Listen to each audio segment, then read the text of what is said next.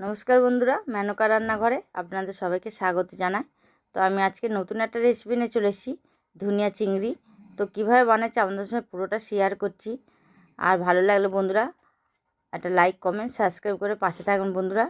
আর পুরো ভিডিওটা দেখার জন্য অনুরোধ করছি বন্ধুদেরকে। তো চলুন, এখন শীতকাল, নতুন নতুন ধনেপাতা উঠেছে। তো এখনকার ধনেপাতা খুবই টেস্ট আর খেতেও খুব ভালো। আর এই রুটি পরোটার সঙ্গে দারুণ লাগবে, পোলাও ফ্রায়েড রাইসের সঙ্গে এটা দুর্দান্ত লেগেছিলো, এত সুন্দর হয়েছিল। আমিও ভাবতে পারিনি এত সুন্দর হয়েছে। তো চলুন রেসিপিটা বানিয়ে দেখাচ্ছি, আপনার সঙ্গে শেয়ার করছি। তো প্রথমে চিংড়ি মাছগুলো ভালো করে কেটে নিয়েছি, নিয়ে ধুয়ে মধ্যিখানতে দেখুন, মধ্যিখানতে একদম মধ্যিখানতে ফেলে দিয়েছি। দিয়ে ভেতরে যে শিরাটা থাকে ওটা বের করে নিয়েছি। মাথার কাছেও একটা ময়লা থাকে, সেটাও বের করে নিয়েছি। সবগুলোতে মধ্যিখানে এইভাবে কেটে নিতে হবে ভালো করে। নিয়ে এবার এর মধ্যে দিয়ে দেবো নুন, একটু হলুদ গুঁড়ো, একটু লঙ্কার গুঁড়ো, আর একটু আর্ধেক একটা লেবু আমি রসটা চিপে দিচ্ছি। এটা খেতে এত সুন্দর হয়েছে। আর রুটি ফ্রাইড রাইসের সঙ্গে, পোলাও সঙ্গে বলুন আর পরোটার সঙ্গেও দারুণ লেগেছে, এত সুন্দর হয়েছে এই চিংড়িটা। যে খায় না সেও বলবে আমি এই চিংড়ি মাছটা খাবো, এত সুন্দর লেগেছিলো। বাড়িতে অবশ্যই বানিয়ে দেখবেন বানিয়ে। তো আমি ভালো করে নুন হলুদ সব মাখিয়ে টাকি দিলাম, দিয়ে 10 মিনিট এটাকে মেখে রেখে দেবো।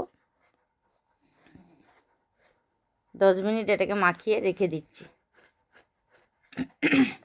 তো এবার কড়াই তেল দিয়ে দিয়েছি। তেল দিয়ে এবার হালকা করে চিংড়ি মাছগুলোকে ভেজে নেবো। কিন্তু খুব বেশি ভাজবো না, কারণ চিংড়ি মাছ বেশি ভাজলে শক্ত হয়ে যায়, খেতেও ভালো লাগে না। তো আমি সেই জন্য হালকা করে এপিট ওপিট করে ভেজে তুলে নেবো, খুব বেশি লাল করবেন না। তো সবগুলো এক এক করে দিয়ে দিচ্ছি, দিয়ে আর হালকা করে নাড়ি চাড়িয়ে তুলে নেব।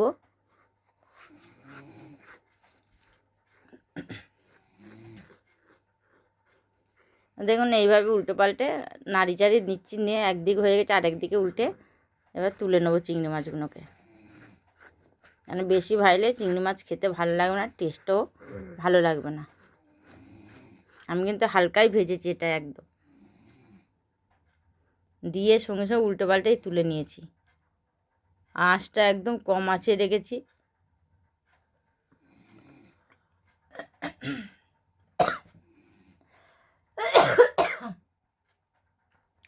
তো একটা মশলা আমি করে নিচ্ছি এদিকে।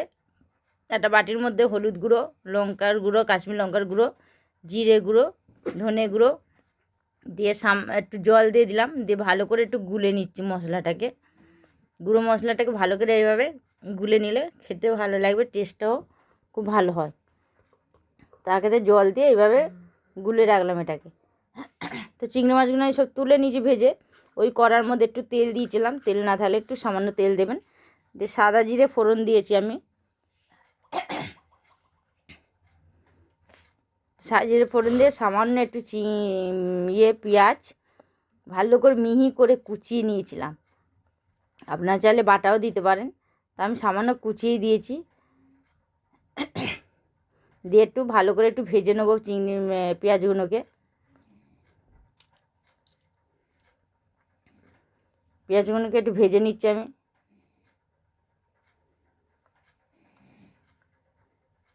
তো একটু ভাজা ভাজা হয়ে এসছে। এবার এইদিকে ওদিকে আঁচটা কমিয়ে রেখেছি। তো ধনেপাতাগুলো একদম কচি কচি ধনেপাতা ভালো করে ধুয়ে জল ঝরিয়ে মিক্সির মধ্যে দুটো কাঁচা লঙ্কা দিয়ে আমি এটাকে পেস্ট করে নেবো।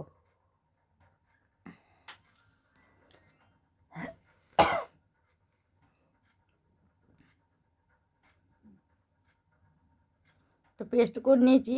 এদিকে পেঁয়াজটা ভাজা হয়ে গেছে।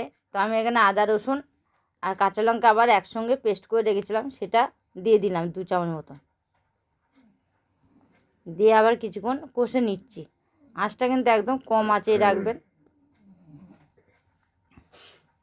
যে মশলাটা আমি গুলে রেখেছিলাম সেটা দিয়ে দিলাম বাটিতে যেটা রেখেছিলাম, দিয়ে আবার কিছুক্ষণ কষে নেবো।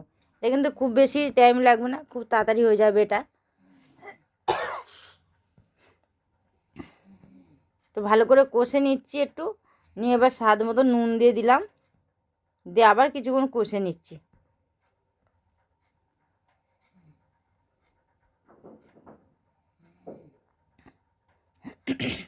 তো এবার স্বাদ মতো একটু চিনি দিয়ে দিলাম, দিয়ে আবার কিছুক্ষণ কষে নিচ্ছি, চিনিটা যাতে একটু গলে যায় তাই জন্য ভালো করে একটু কষে নিতে হবে। আর দেন কালারটাও খুব ভালো হয়ে যাচ্ছে, দারুণ হচ্ছে দেখতে। এবার এর মধ্যে দিয়ে দেবো চিংড়ি মাছগুলো। চিংড়ি মাছগুলো দিয়ে কিছুক্ষণ কষে নেবো, উল্টে পাল্টে কষে নিচ্ছি আস্তে আস্তে করে।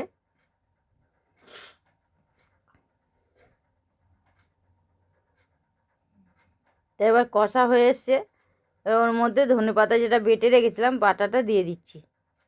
আঁচটা কিন্তু একদম কম আঁচে রাখবেন বন্ধুরা, নাহলে মশলাটা পুড়ে যাবে, খেতেও ভালো লাগবে না। এটা ধনেপাতাটা দিয়ে দিলাম, দিয়ে ধনেপাতার বাটাটা দিয়ে দিলাম, বাটা দিয়ে ভালো করে আবার একটু নাড়াচাড়া করে কষে নিচ্ছি।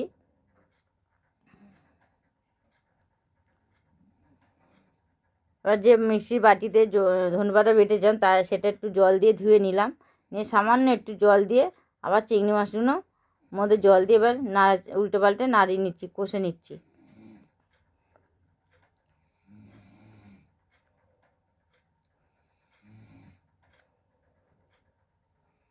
এবার কষা হয়ে এসছে দেখুন, একদম ভালো করে কষে নিয়েছি, কালারটাও দেখুন কি সুন্দর হয়েছে, খুব সুন্দর কালারটা হয়েছে দেখতে, আর দুর্দান্ত হয়েছিল খেতে। তো এবার এটাকে আমি নামিয়ে নেবো। তো দেখুন বন্ধুরা কেমন হয়েছে কমেন্টে অবশ্যই জানিয়ে দেবেন। আর ওপর থেকে আমি নারকেল ছড়িয়ে দিয়েছি, নারকেল কুড়ে রেখেছিলাম তো ছড়িয়ে দিয়েছিলাম। তো কেমন হয়েছে কমেন্টে অবশ্যই জানিয়ে দেবেন, একটা লাইক করে দেবেন, অনেক অনেক করে শেয়ার করুন বন্ধুরা, যাতে আরও নতুন নতুন রেসিপি আপনার সঙ্গে শেয়ার করতে পারি। তো এখনকার মতন আবার এলাম নতুন ভিডিও নিয়ে, আবার ফিরে আসবো। নমস্কার।